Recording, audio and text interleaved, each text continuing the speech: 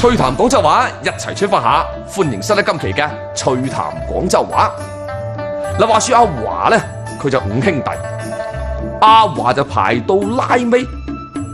之但係阿華就最有長肚嘅，所以有咩事情呢，班大佬都要揾佢商量一下嘅。粵語當中有長肚咁嘅講法，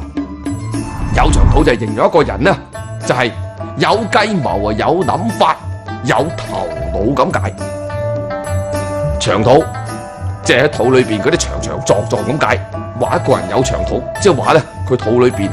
係有嘢到，有料到，咁即係話呢個人係有諗法、有主見、有主意咁解啦。咁若然話呢個人冇主意、冇諗法、冇主見嘅，咁你可以話佢係冇長肚，通常係形容嗰啲大癲大肺嘅人啊。咁啊有一句歇後語叫做石灣公仔就冇長肚啊，石灣公仔係詞嚟噶嘛，佢裏邊係中空嘅，當然就唔似得人咁係有長肚噶啦吓，咁所以就石灣公仔冇長肚，亦都係愛嚟形容嗰啲大癲大肺冇咩主意諗法嘅人嘅。我哋可以咁樣造句嘅，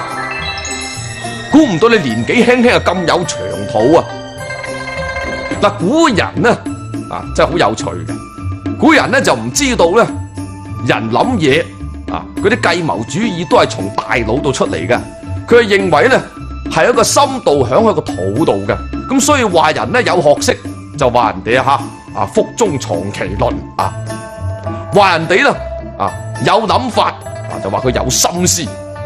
其實呢啲諗嘅嘢全部都唔喺個心度，唔喺個肚度，全部都喺個腦度嘅。趣談廣州話，一齊出發下，我哋下期再一齊趣翻下。